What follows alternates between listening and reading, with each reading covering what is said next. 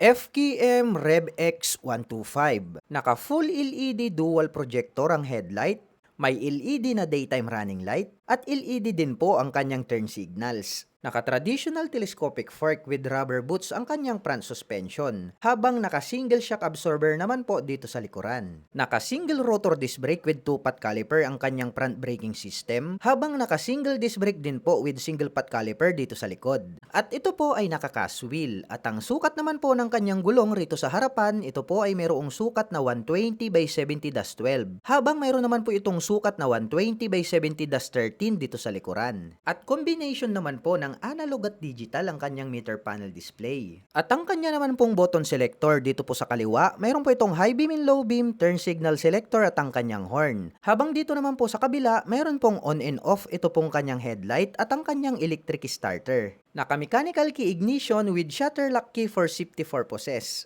May utility hook dito sa gitna at malawak din po itong kanyang footboard. Malapad din po ito pong kanyang upuan. Naka-two-tone color combination po ito pong kanyang seat cover na black at gray. May nakalagay na Rev X125 3D emblem dito po sa kanyang side profile. Black color naman po ito pong kanyang head protection guard at mayroon naman po itong single exhaust. Mayroon na din itong tire hugger. At naka-air-cooled naman po ang kanyang cooling system. At mayroon po itong kickstarter. Alloy po ito pong kanyang brace at ang ating pillion step para sa ating back rider. Metal po ito pong kanyang side stand at center stand. Naka full LED na rin po ang kanyang tail light, pati po itong kanyang mga turn signals dito sa likod.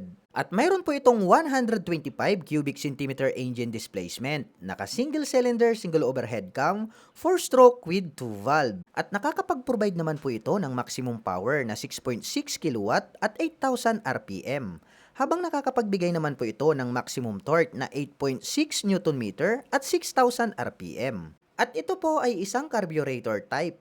At mayroon naman po itong seat height na 800 mm, may ground clearance na 150 mm, may wheelbase na 1,315 mm, at mayroon naman po itong kabuuang bigat na 106 kg. At ang presyo ng FKM Rev X125 ay nagkakahalaga po ito ng 71,000 pesos. At kung gusto mo naman pong kumuha ng hulugan ay kailangan mo lang pong mag-down payment ng 7,100 pesos. At mayroon naman po itong 3,665 pesos sa loob po yan ng 3 taon.